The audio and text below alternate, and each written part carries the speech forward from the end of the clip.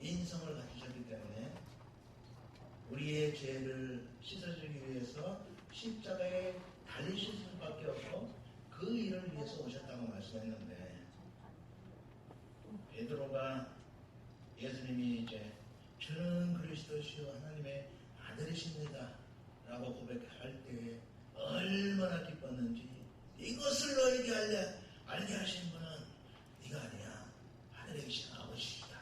그 고백 위에 내가 내 교회를 세웁니다. 그렇게 하시면서 이제 예루살렘에 가서 장로들과 대제사장과 서기관들에게 잡혀서 죽고 3일 만에 다시 부활할 것을 말했을 때 베드로가 강력하게 항의를 했습니다. 그럴 수 없습니다. 죽으시면 안 됩니다. 그때 예수님이 사탄아! 내게서 물러가라. 네가 하나님의 일을 망치는 자로다. 그렇게 하셨던 주님이 막상 십자가를 지시기 전날 밤에는 내가 심히 고민하여 죽게 되었습니다. 할 수만 있으면 이 자리 내게서 지나가게 하옵소서. 얼마나 나약한 모습을 보여주셨는지. 그런데 그 주님은 하나님으로서 조금 더 부족하지 않은 동일한 신성을 가지신 분이신과 동시에 우리와 똑같은 연약한 육신을 입고 오셨기 때문에 그가 십자가에서 달리실 온 인류의 죄를 대신 지실 그 고통이 얼마나 크신 것을 아시기 때문에 그는 심히 고민하며 땀방울이 핏방울이 되도록 그렇게 기도하고, 그리고 이제 작정하고 나가셨습니다. 그래서 십자가에서 우리 대신 율법 앞에 심판받으시고 우리가 다시 하나님의 자녀가 되는 이 놀라운 생명을 살리는 일을 완성하셨는데, 그를 통해서 이제 마귀의 손에 빼앗겼던 하나님의 백성을 다시 되찾는 일을 선사하시지 않으시고 능력이 많은 천사들에게 맡기지 않으시고 정말 연약하고 흠 많은 우리에게 그 일을 맡기셨어요. 위임해 주셨어요. 그것은 우리를 통해서 잃어버린 하나님 나라를 다시 마귀 손에서 되찾아서 마귀에게 언때를 보이고 원수를 받도록 해주신 것도 있고, 천사가 아무리 능력이 있다 할지라도 천사는 종이기 때문에 종은 아무리 잘해도 상급을 받을 수가 없습니다. 그래서 하나님 우리에게 놀라운 영광의 상급을 주시기 위해서 이 큰 엄청난 일을 우리 손에 맡겨주셨어요. 그래서 이 사람을 살리는, 하나님의 나라를 다시 세우는, 하나님의 나라 백성들을 다시 불러 모으는 이 엄청난 일을 교회에 맡겨주시고 우리로 하여금 그 일을 감당할 수 있도록 성령께서 우리에게 힘을 주시고, 예수님이 요한복음 14장 12절에 내가 한 것을 너희도 할 것이요 나보다 더 큰 일을 하리니 이는 내가 아버지께로 갑니다. 예수님이 하신 것보다 더 큰 일을 우리들이 할 수 있는 그 엄청난 예수님의 능력을 우리에게 전수해 주시고, 그 능력으로 사도행전에서 사도들이 좀 엄청나게 예수님과 같은 일, 그보다 더 큰 일들을 하신 것을 초대교회 30년 사를 기록한 사도행전에 기록하고 있습니다. 올해는 지금 사도행전의 남은 일들을 계속 수행해가면서 하나님의 나라를 이 땅에 세우고 그리스도의 몸을 세우는 그 사도행전의 일을 우리가 이어받아서 지금 하고 있는 것입니다. 그렇기 때문에 저와 직접적인 관계가 없다 할지라도 우리뿐 아니라 하나님의 형상으로 지음받은 온 인류가 구원받기를 간절히 원하시는 하나님의 소원을 이루어드리기 위해서 저희는 이제 올해 27년 터키에서 일을 하고 있고요.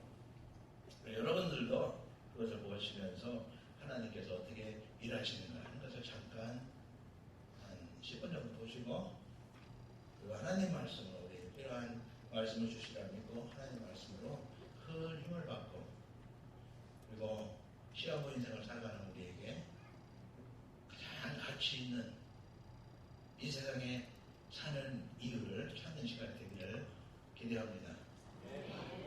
그러면 사진을 좀 보도록 하겠습니다.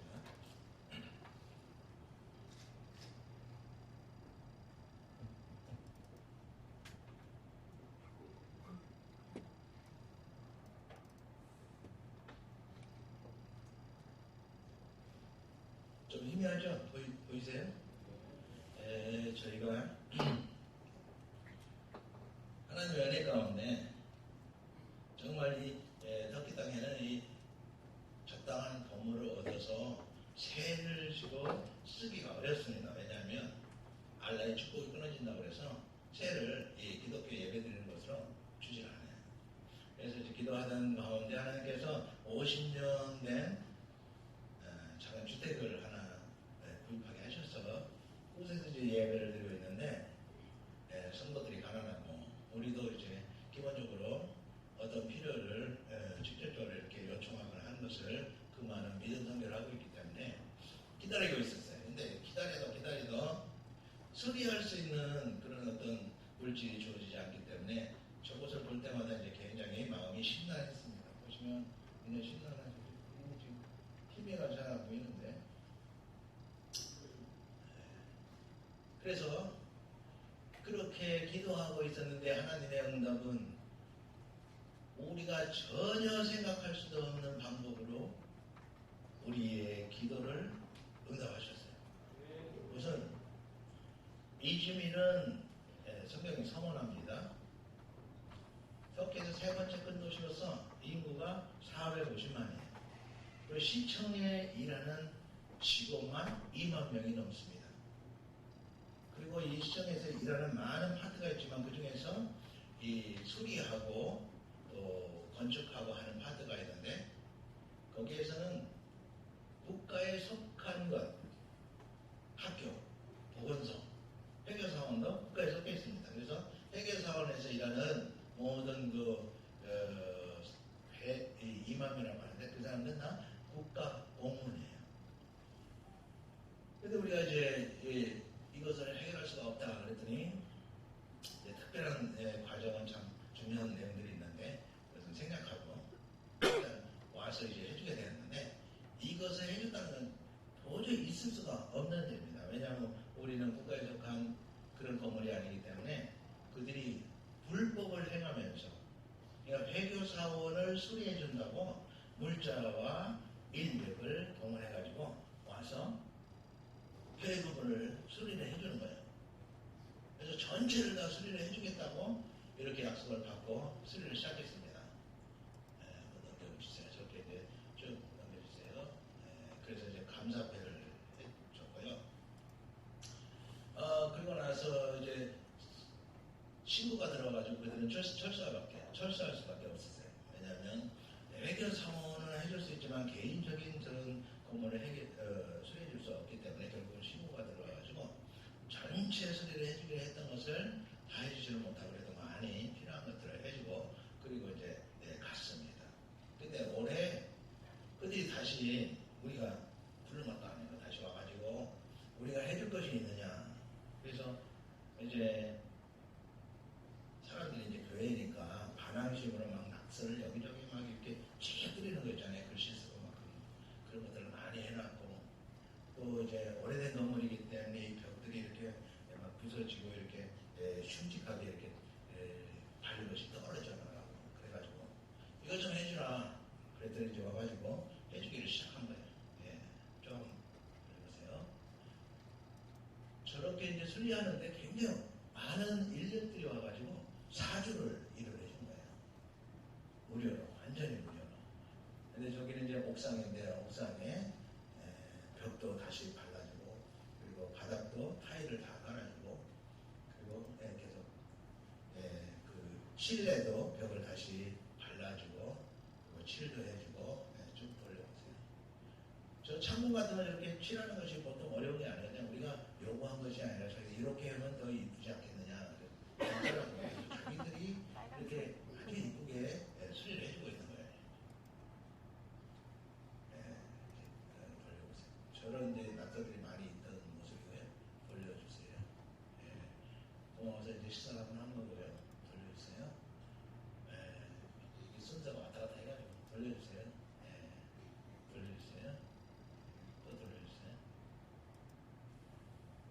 그렇게 이제 완성을 해준 거예요.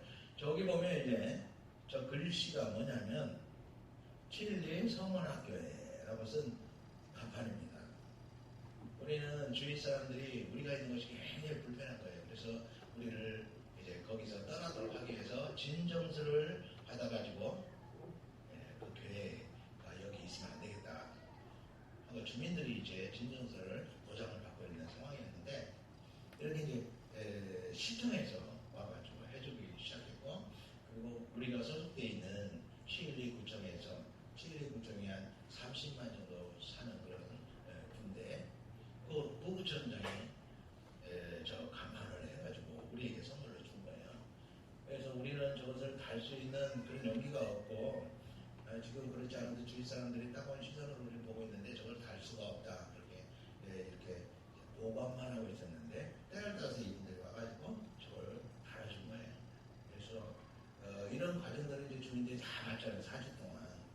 그러니까 우리를 거기서 뽑아내려고 진정서를 쓰던 그런 것들을 다 포기하고 심지어는 이제 우리에게 이런 것들을 좀 시청해서 해주면 좋겠다고 부탁할 분을 우리한테 얘기를 하는 거예요. 그래서 여기 좀 아스팔트 좀 깔아주고 이런 것들 좀 부탁해달라고.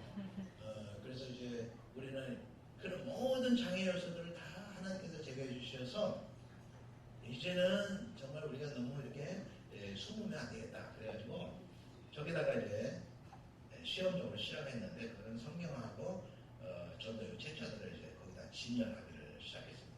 그랬더니 그것을 보고 아까 그분이 이제 그분도 이제 관청에서 일하는 분인데 그분이 처음으로 이제 교회를 예배에 찾아온 사람이에요. 돌려주세요. 네, 계속 돌려주세요. 네, 저렇게 지금 달고 있는 모습이죠.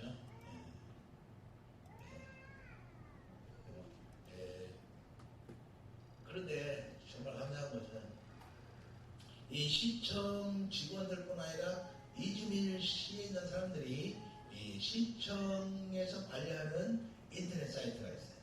거기에 우리를 수료해 준 것, 이 간판을 성문학교라는 간판을 다룬 것 이런 모든 것들을 찍어가지고 거기다 다 올려놨어요. 99.9% 이슬람인데 이슬람대 우리를 돕는 일을 한 것이죠. 제가 성경을 보니까 성경의 사탄은 아무것도 아니에요. 예수님께서 사탄의 권세를 완전히 제거하셨을 뿐 아니라 우리에게 사탄과 싸워서 박살내라고 우리에게 주신 것은 사탄이 이제는 더 이상 맥을 못 치고 사탄도 하나님의 허락 없이 자기 자유를 아무것도 할 수가 없어요. 근데 계시록을 보면 참 재밌는 것이 있는데 예수님이 재림하시기 전에 마지막 대환란이 있는데 그때는 믿는 자들은 이제 신앙을 회복해서 뜨겁게 주님 오시기를 주님만 잘 준비를 하고 믿지 않는 자들에게는 마지막 예수를 영접할 기회를 주시기 위해서 이제 대환란 때 이제 각종 이제 아주 끔찍한 사건들 막 죽이고 줍고 괴로움을 당하는 그런 사건들이 이제 일어나게 되는데 그 재밌는 것이 있어요. 일곱 나팔 심판 때 황충이들 와가지고 이제 사람을 쏘면 그 고통이 얼마나 심한지 6개월 동안 죽기를 구하는데 죽을 수 없는 그런 고통을 당해요. 근데 그거 누가 쏘느냐면 무적행에서 나오는 거예요. 그러니까 사탄이 사람을 이제 공격해서 쏘는데 하나님께서 누구에게 쏘라고 했냐면 누구에게 했을까요? 입맞지 않은 자, 예수 그리스도를 주로 영접하지 않은 자, 그들에게만 하라고 했습니다. 그러니까 사탄이 자기 백성을 쏘는 거예요. 그리고 이제 또 말을 통해서 이제 3분의 1을 죽이는 사건도 마찬가지죠. 하나님의 백성은 손도 못 대도록 사탄의 지배를 받는 사탄의 백성에게 그 악한 행위를 하는 거예요. 그래서 요즘 사탄이 막 엄청난 능력이나 다른 것처럼 무슨 뭐 뉴에이지니 프리메이슨이니 그런 막 말들로 사탄이 어마어마한데 그 속에서 우리가 어떻게 다 살아남아야 될까? 또 뭐 조상 귀신이니 또 병을 걸리게 하는 귀신이 막 귀신 먹어가지고 막 그렇게 하는데 사탄은 하나님의 허락 없이 아무것도 할 수 없을 뿐 아니라 사탄은 하나님의 나라를 이루시는 구속사에 악역을 맡는 자들이에요. 그렇기 때문에 우리가 사탄의 세계에 대해서 절대로 조금 더 두려워하거나 무서워할 필요가 없어요. 이미 우리는 예수님께서 사탄을 정복하시고 그 짐승들 보면은 짐승이 어미가 이제 무슨 먹잇감 하나 잡아가지고 다 죽여서 새끼에게 주지 않고 조금 살아있는 상태로 주잖아요. 그러면 새끼들이 막 이거 사냥하는 그런 연습도 하고 그러다가 이제 잡아가지고 먹잖아요. 그런 거랑 마찬가지예요. 세상을 예수님께서 한 번에 다 정복해서 하나님 나라를 완성할 수 있었지만 우리에게 남은 고난을 남은 십자가를 주시면서 지게 하시면서 이 믿음으로 승리하는 그 즐거움을 그 기쁨을 우리에게 누리도록 하신 것입니다. 그렇기 때문에 사단의 세력 아무것도 아니다. 저는 저것을 보고 그렇게 느꼈어요. 그들이 우리를 핍박해야 되는 자들인데 우리를 돕는 자로 와가지고 그에 필요한 모든 것을 무료로 이렇게 다 수리해 준 것을 보면서 역시 사탄은 별것 아니야. 사탄은 우리 앞에 결국 악역을 통해서라도 우리를 돕는 일을 한다. 그래서 바울이 에베소에서 큰 고난을 당했는데 그것을 사형 선고를 받는 줄 알았으니 라고 설명하고 있습니다. 고린도후서 1장 8절 9절에 우리가 얼마나 귀한 존재인데도 불구하고 때로는 고난을 당한단 말이야. 근데 그 고난의 이유가 뭐냐? 바울이 말하기를 이는 죽은 자를 다시 살리시는 하나님만 의뢰하게 하심이라. 아멘. 우리에게 고난은 어떤 죄에 대한 저주가 아닙니다. 하나님만 붙들고 살게 하시기 위해서 때때로 우리에게 고난을 주세요. 환경의 조성자 되신 하나님께서 우리가 얼마나 소중한지 이사야서 43장 3절 4절 쭉 보면 내가 내 눈에 보배롭고 존귀하며 너를 사랑하였으니 네가 물 가운데 가려서 물 가운데서 너를 보호하시고 보호하고 그리고 너를 위해서 다른 것들을 네 대신 죽게 하겠다. 하나님 손에 우리가 이사야서 62장 3절에 보면 하나님 손에 아름다운 멸관 하나님 손에 왕관이라고 표현하고 있어요.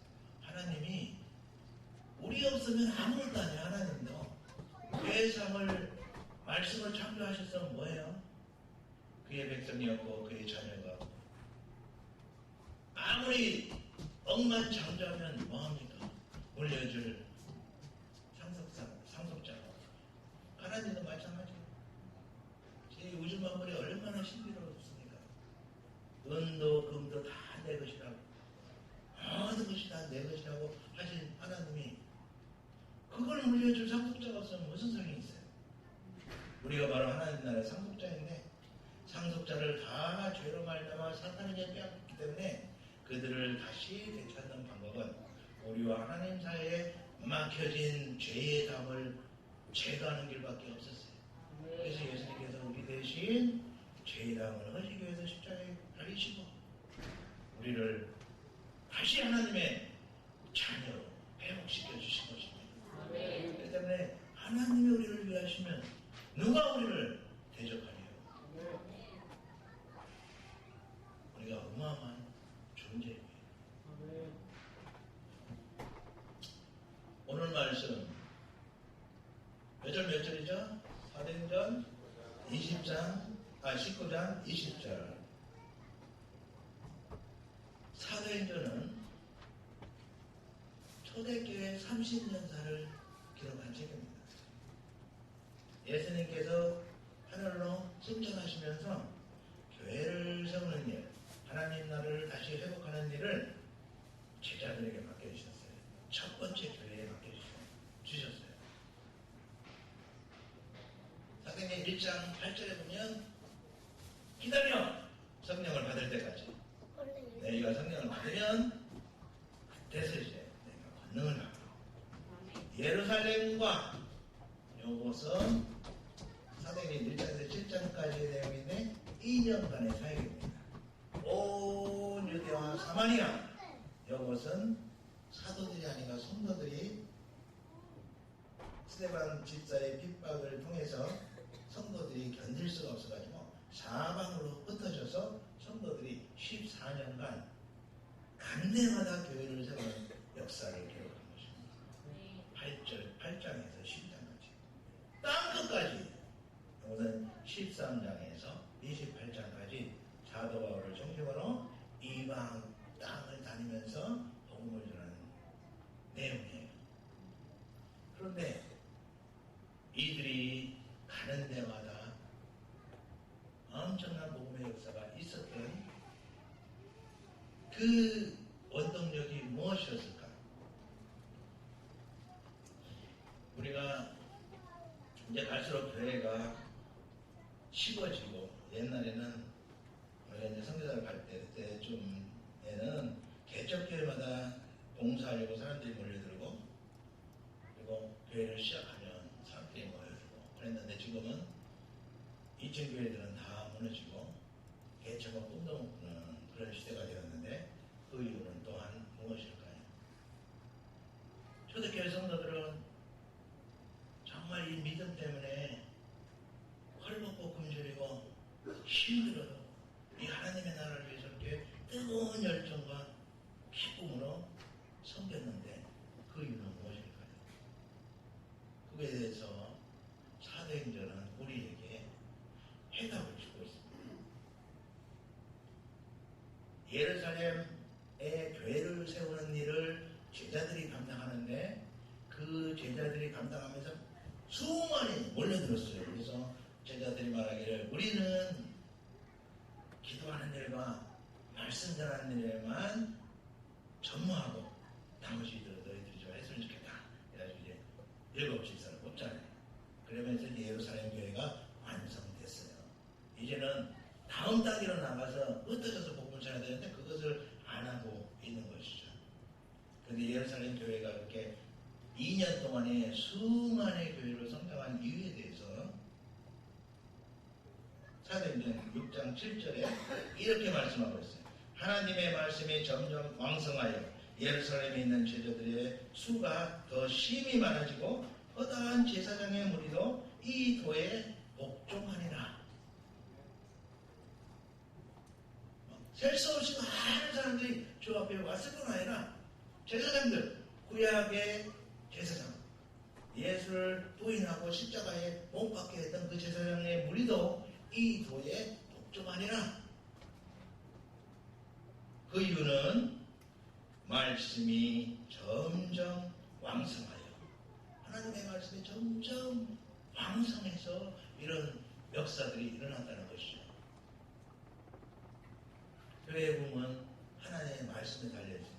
교회의 부흥은 이런 공동체에 많은 사람들이 몰려오는 것도 아주 중요하지만 진짜 우리가 교회의 부흥을 이루어야 되는 것은 내가 내 안에 이 뜨거운 하나님을 향한 사랑, 이 하나님의 생명이 우리 안에 흘러서 주의 말씀의 나라를 통치해서 주의 나라를 이루어서 내 안에 그리스도의 나라가 임해서 내가 그 천국을 누리고 사는 그 진짜 교회 부흥이야. 내가 그 부흥을 이루어야 돼. 그래서 나로부터 흘러서 내 가정이 온 가정이 이 땅에 속한 것에 목매고 산 것이 아니라 우리는 하늘나라의 시민인데 하늘나라의 시민권자로서 저 하늘에 그 영광스러운 어마어마한 축복을 바라보며 이 땅에서는 잠깐 우리가 살다가 우리 주신 사명을 감당하고 갈 것인데 그냥 땅의 것만 이전에 흑암의 권세 아래 사단의 백성을 살던 그대로의 모습을 살고 있기 때문에 하나님께서 이미 이루신 이 부흥을 누리지 못하고 있는 거예요. 우리가 다 교회에 있네. 우리 가정이 다 교회에 있네. 이 부흥으로 내가 살고 내 가정이 살아야 이 은혜교회도 살고 정말 하나님 나라를 이 땅에 이루는 하나님 나라를 이 땅에 이루는 사명을 그리스도의 대행자로 우리를 세워주셨어요. 그 삶을 감당하면서 기쁨을 느끼게 될 텐데 그 모든 것의 원동력은 하나님의 말씀입니다. 교회 부흥은 바로 말씀 부흥입니다. 우리가 말씀을 떠나서 하나님을 만날 수 있을까요? 하나님은 말씀을 통해서 자기를 보여주심으로 인해서 우리가 말씀을 통해서만 진짜 하나님을 만날 수가 있어요. 이 세상에 수없이 많은 우상 숭배하는 자들도 나름대로는 내가 믿는 사람이 내가 믿는 신이 진짜 신이다. 그가 진짜 하나님이다 라고 믿고 있어요. 그러나 하나님의 말씀을 통해서 하나님이 계시해 준 그 하나님이 아니고 자기가 바라는 하나님, 내 소원을 들어줄 신, 그것을 자기가 만들어낸 것이에요. 그래서 이스라엘 백성이 출애굽했지만 모세가 안 보이니까 뭘 만들었어요? 송아지 우상. 그 송아지 우상이 뭐였어요? 그들에게는 나름대로 우상이 아니고 하나님이었어요. 모세를 통해서 말씀으로 참 하나님을 드러내 보여주셨었는데 모세가 없으니까 자기들이 하나님을 만들어낸 거예요. 그래서 이 말씀을 통과하지 않고는 참 하나님을 만날 수가 없다는 것이죠. 그래서 말씀을 모르면 우상 숭배자와 같습니다. 그렇기 때문에 이 생명의 말씀, 하나님이 자기를 보여주신 말씀, 하나님이 하나님의 백성들에게 어떻게 그를 의지하고 그의 축복 가운데 주신 삶을 감당하면서 살 수 있는가를 말씀해 주신 이 성경 말씀을 알지 못하면 우리가 세상의 수십 많은 우상숭배자들과 크게 다르지 않다는 거예요. 우리 가정에 이 하나님의 말씀이 그 가정을 이끌어가는 그런 가정이 되지 못하면 이전에 제 앞에 나오기 전에 사는 사람들하고 똑같은 거예요. 근데 이거 제가 그냥 생각해서 말하는 것이 아니라 저에게서 체험되어진 얘기이기 때문에 저는 자신있게 말할 수가 있습니다. 그 다음에 이제 유대와 사마리아 땅에 복음을 전하는, 그래서 다메섹과 안디옥까지 흩어져 가지고 평신도들이 교회를 세웠어요. 14년의 사역이 8장에서 12장까지의 내용인데 평신도들이 흩어져서 그곳에서 복음을 전하고 이방인들까지 그들이 전해서 교회를 이루기 시작했습니다. 근데 12장에 보면 이제 야고보가 칼에 맞아서 순교를 당합니다. 그 다음날 베드로가 이제 순교당할 참이었어요. 베드로도 잡혀 있었습니다. 근데 성령께서 옥문을 여시고 베드로를 탈출하게 하셨어요. 그때 이제 깨달은 거예요. 예루살렘에만 있으면 안 되겠구나. 그래서 사도들도 이제 흩어져서 예루살렘을 떠나서 하나님께서 우리에게 말씀하신 대로 하나님의 형상으로 지음받은 유대인이 아닌 이방인들에게도 복음을 전하기를 시작합니다. 그 중에서 이제 사도 바울이 부활하신 주님을 다메섹 고산에서 만나서 이제 그의 생애를 완전히 주의 말씀을 따라서 이방인들에게 복음을 전하는 사도로 헌신을 하게 되고, 그것이 이제 13년에서 28장 내용인데, 사도 바울이 물론 훌륭하게 사역을 감당했지만 사도 바울이 가장 성공적으로 사역을 감당했으며 2000년 기독교 역사에서, 지금까지 2000년 기독교 역사에서 가장 성공적인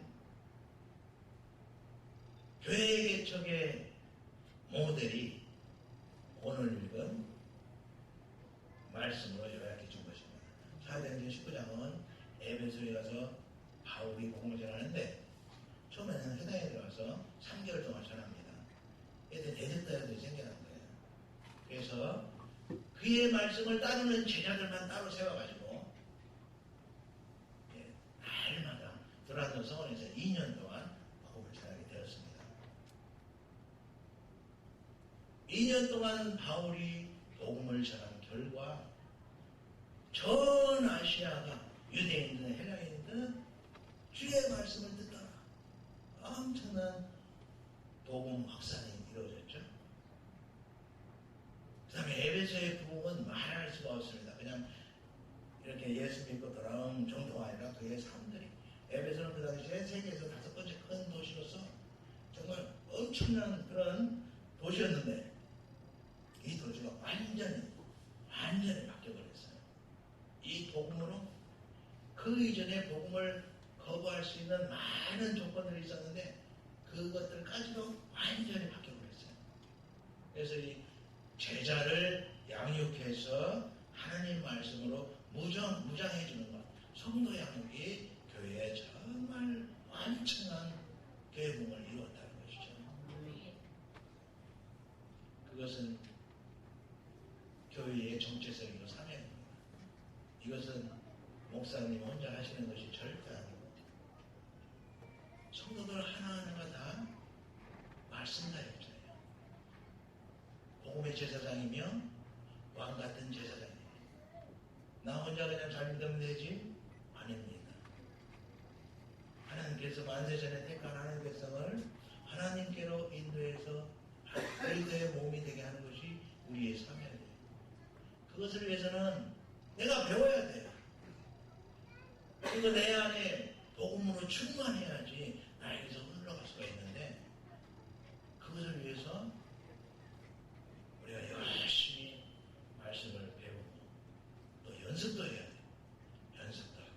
그래서 일단은 1차적으로 부부관계를 회복하고 우리 자녀들 관계를 회복해서 우리 가정에 하나님의 나라가 있고, 이것을 통해서 이웃들에게 점점 확장돼야만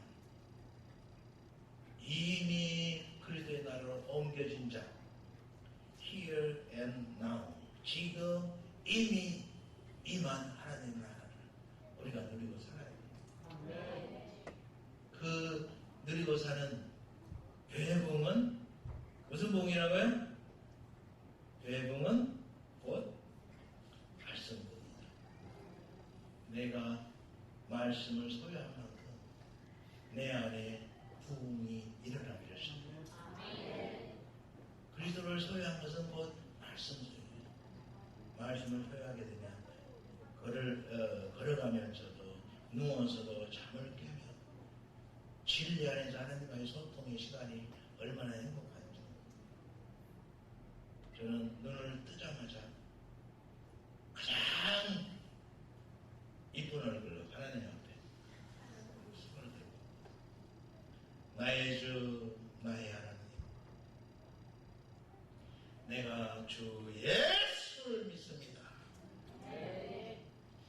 나의 생명이 주님의 것이고 나의 소망이 주께 있으며 나의 안식과 나의 즐거움이 주님이시니 주님은 나의 전부이십니다.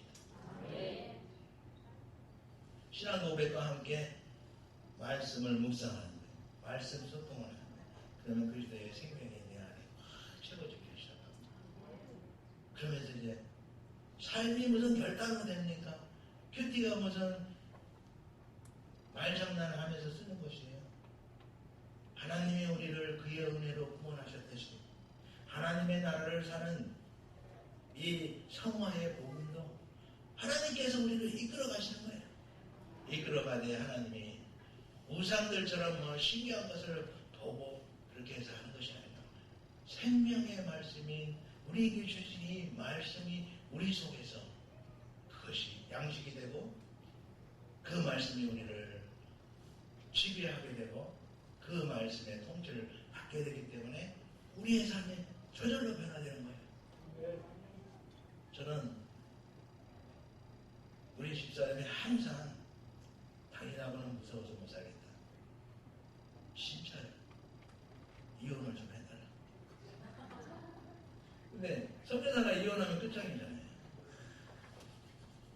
좀 봐주라. 끝나면 이혼해 줄 테니까. 그렇게 살았어요. 우리 아이들은 또 기가 막혀요. 딸은 참 괜찮은데 이 쌍둥이 아들이 얼마나 말썽인지 둘 다 태양을 향해 왔어요. 그냥 맨날 육박절해 아이들하고. 정말 이 가정의 천국 꿈도 꿀 수 없는 그렇게 망가진 가정이었어요. 아이들이 저를 무서워하고 제가 한 번을 맞았는데 벽에 살짝 부딪혔는데 정신 나가는 것처럼 하더라고요. 겁이 나가지고 병원에 데려갔더니 쇼였어요. 그러니까 아이들 그러면 제가 정말 솔직한 고백으로 조금 조심해서 애들을 안 낳았으면 좋았을 건데 하나님도 후회를 하셨어요. 물론 심판해 주시기 전에 정말 그런 후회가 굉장히 많았어요. 그러니까 완전 가짜인 거지. 열심히 일하는 것이 사역인 줄 알았어요. 그래서 나를 위해서 기도하는 분들이 많이 있는데 내가 때를 얻든지 못 얻든지 복음을 전한 것이 나의 사명이다. 내가 이 땅에 사는 이유다. 열심히 복음을 전했어요. 저희 19번 잡혀갔어요. 새롭게 하셔서 30주년 특집에 그 촬영팀 와서 우리를 촬영해 갔어요. 그런 것이 무슨 소용이 있어요? 하나님의 일뿐이 없어도 나 같은 걸 쓰겠습니까? 내게서 경험되지 못한 복음은 전한다면 사기꾼 아니면 영적 살인자예요. 저는 그렇게 살았어요. 근데 하나님이 저를 불쌍히 여겨서 말씀에 심취하게 하시고 매주 10시에서 5시까지 가르쳐만 하는 그런 상업까지 몰아넣으셔서 거의 매일 10시간 정도씩 이제 말씀을 집중적으로 하기로 시작했고 그렇게 이제 5년 반이 흐르는 가운데 말씀이 제 머릿속에 다 들어가게 됐어요. 그러면서 삶이 어떻게 변했는가? 우리 아내의 얼굴은 항상 활짝 핀 장미예요. 눈을 뜨자마자 얼굴을 만져주고 고백해주고 여자들은 머리가 부상해가지고 안 속아요. 진심이 아니에요. 그래서 진심으로 그렇게 하게 되고 내 마음속에서 베드로 결혼한 사람이라서 바울하고 좀 다르더라고요. 부부정국에 대해서 연약한 그릇이다. 영생의 은혜를 함께 이어받을 귀하고 소중한 자다. 그래서 그를 사랑해야 된다. 그 마음이 이제 전달되는 거예요.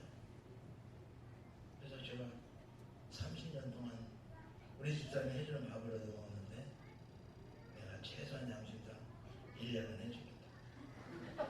그래서 1년 동안 제가 밥을 해줬어요. 근데 가끔씩 이제 의견 충돌이 생기는데 그것은 제가 옳다고 생각하는 것을 주장을 하다 보니까 서로 의견 충돌이 생기더라고요. 그래서 이것도 없애야 되겠다.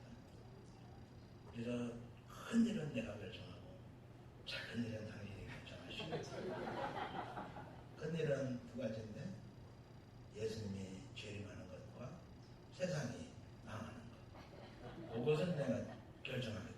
결정을 다 하셨어요. 그랬더니 충돌이 없는 거예요. 근데 1년을 딱 마쳤는데 저에게 내가 30년 했으니까 15년을 해달라. 결정을 줬기 때문에 그렇게 하겠다. 근데 이제 그럼 우리는 어떻게 하라는 말이냐 이렇게 오해를 하시는 분들이 있는데 우리는 새끼를 빵을 먹습니다. 그래서 빵 하나 갖다 놓고 과일 채소 섞은 거 바구니 하나 갖다 놓고 그리고 도마 하나 갖다 놓고 칼. 뭐 드시겠습니까? 그리고 썰어서 주는 것이 전부이기 때문에 그걸 할 수 있고 한국에서 남자들은 언제 그 밥을 하고 가사에도 보통 하는 게 아니잖아요. 찌개를 끓이고 이거는 할 수가 없습니다.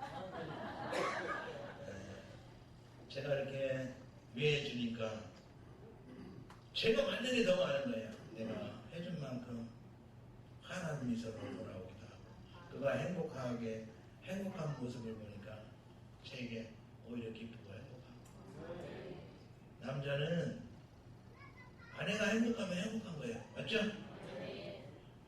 그런데 크게 보니까 아내는 무조건 남편에게 복종하라. 여기 창조 7세 하나님께서 남자를 하나님의 대행자로 세웠고 여자는 돕는 배필로 세웠어요. 근데 이것을 깨고 여자가 똑똑하거든요. 사실 똑똑하다고 남편을 무시하면 그 가정의 질서가 깨져가지고 이 자녀들이 정신병자가 되는 확률이 굉장히 높다고 합니다. 내 여자들이 그래서 이제 좀 더 나가면 남편을 존경하라고 그랬어요. 그래서 베드로는 사라가 아브라함에게 주라고 부른 것처럼. 근데 아브라함이 사실 사라를 2번이나 팔아먹었어요. 아내를 팔아먹는 그런 남편을 존경하라고 했잖아요. 그래서 이것은 주 안에서만 가능하다고 바울이 주 안에서 복종하라. 주 안에서 존경하라. 존경할 것이 있으면 당연히 하죠. 근데 존경할 수 있는 남편이 어디 있어요, 세상에? 그건 절대로 없어요. 그렇기 때문에 존경하려면 주 안에서 말씀에 의지하여 인격과 상관없이 그 아주 중요한 포인트가 인격과 상관없이 주께서 하라고 하셨기 때문에 말씀에 의지해서 하는 거예요. 근데 그렇게 하다 보면 남편이 조금씩 존경스러워지게 돼요. 왜냐하면 존경심을 보이는데 남들이 여전히 존경받지 못할 자로 살아가지 어떠느냐 조금씩 바뀌어지기 때문에 그 가정에 천국이 임하기를 시작합니다. 남편도 아내를 사랑하려 했는데 사랑 시도해야 하죠. 시간 때야 사랑스러웠지만 살다 보면 그래서 자세히 보면 안 돼요. 살짝 보고 그리고 아내를 사랑하러 하셨기 때문에 주 안에서 우리가 하나님의 나라를 이루듯이 가정정도 부부정도를 이루어야 되기 때문에 우리가 해야 되는 거예요. 그래서 미모와 상관없이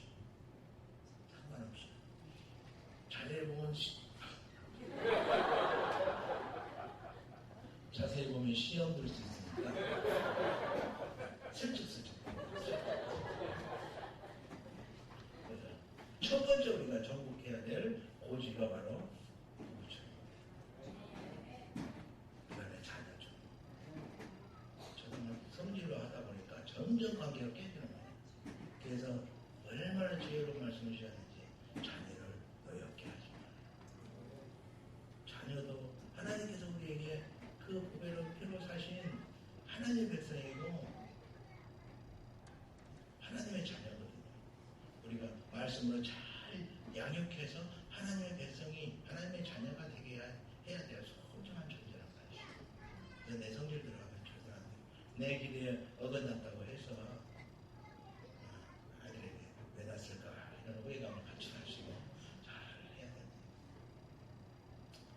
이 모든 것의 원동력이 말씀에서 오더라는 것이죠.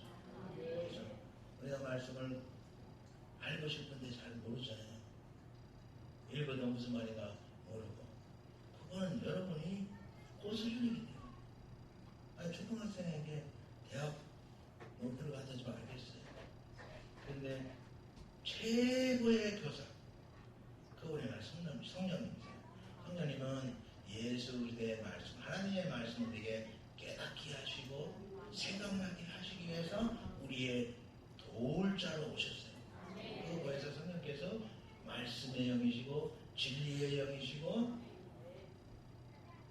그리고 그분이 최고의 교사이시고 성경의 기록자이시기 때문에 그분을 의지하면 알려주세요. 그래서 내가 성숙한 만큼 전에는 알지 못하는 것들이 조금씩 열려지기를 시작해요.